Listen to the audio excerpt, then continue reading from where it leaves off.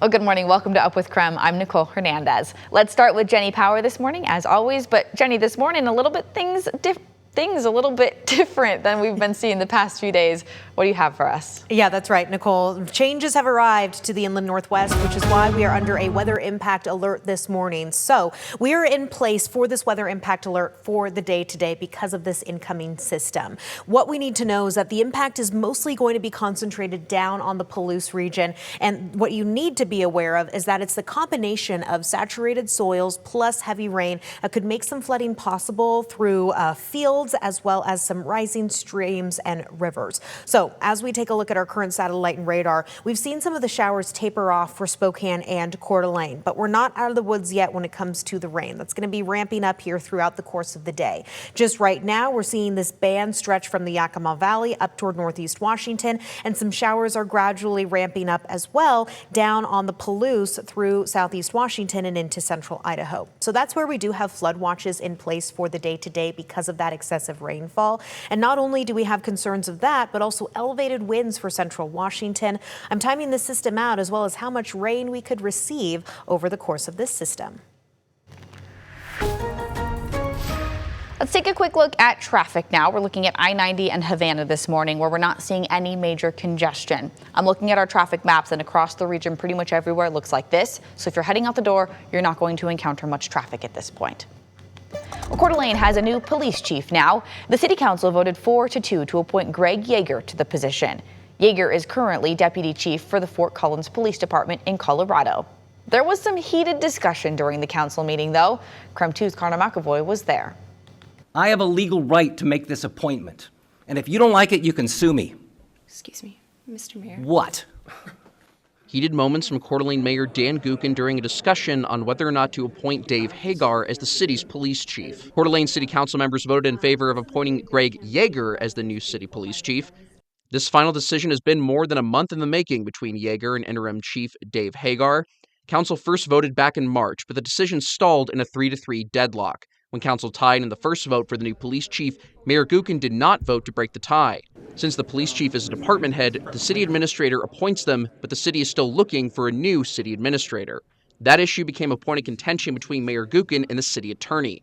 The mayor, a supporter for Dave Hagar, accused the attorney of being biased against Gookin and who he supports for chief. I'm tired of having a city attorney who doesn't tell me what the law is, who tells me his opinion that's biased. I am tired of this.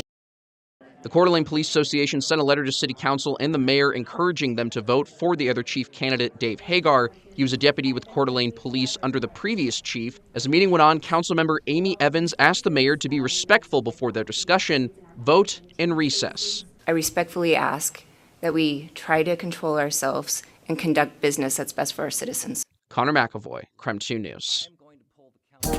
Well, new this morning, next week, both Coeur d'Alene Fire Department and Kootenai County Fire and Rescue will be lighting up their fire departments red. This is all part of Light the Night for Fallen Firefighters. Their building will be red from April 26th to May 3rd. Then, on May 3rd, Battalion Chief John Morrison of Coeur d'Alene Fire Department and Battalion Chief Frank Harwood of Kootenai County Fire and Rescue will have their names added to the National Fallen Firefighters Memorial. They say the community can support by installing a red light bulb at their home or business. We'll take a look at this video that we have here at KREM 2. It's the Post Falls man smashing the windows at the Kootenai County Sheriff's Office earlier this month. The person in that video is allegedly Ryan McClintock. Police say he made threats against law enforcement and smashed windows with a bat.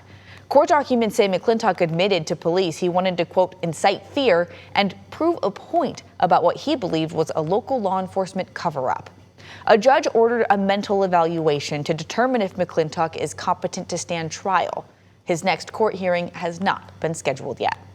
And this is a look at the windows as of last night. It ended up being more than $1,000 in damage. As you can see, they are still taped up. The U.S. Air Force will do more drinking water testing around Fairchild Air Force Base and is going to install more in-home filters this fall. They're doing this to address PFAS contamination. Officials shared this update during a recent public safety meeting. They said they've tested more than 400 private wells already and installed dozens of treatment systems.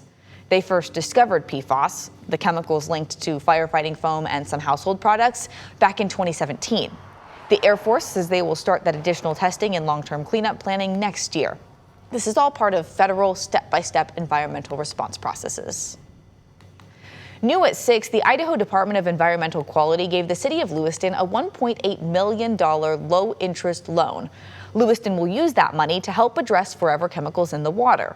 They will build a carbon dioxide system at the water treatment plant and stop using one of the city's wells. Back in March, the DEQ gave the city a different loan for wastewater contamination construction. The King County Elections Office says the U.S. Postal Inspection Service now has the hundreds of ballots that were found near a dumpster in Renton.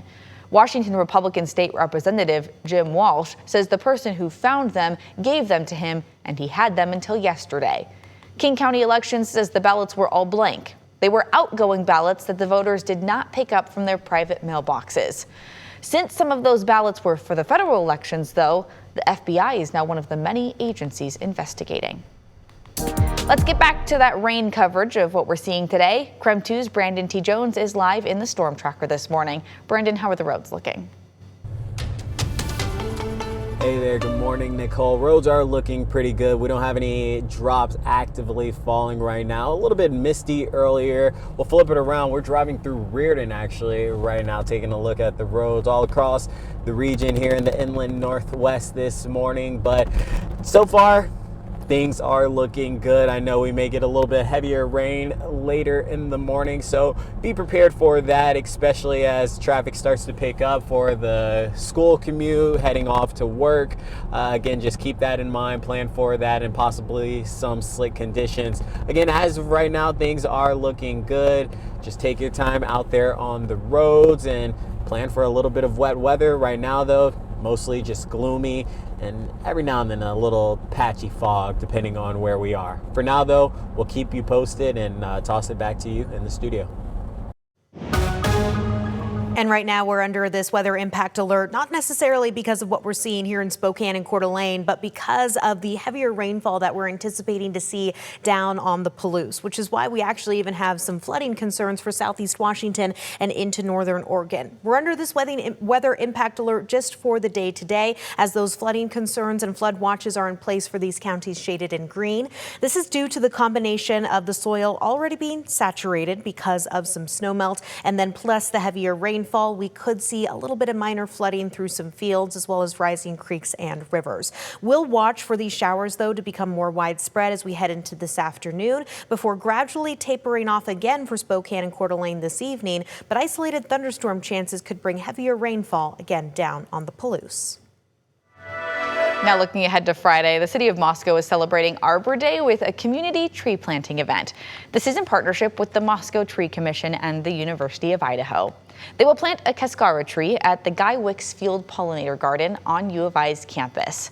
The event is free and starts at 11 a.m.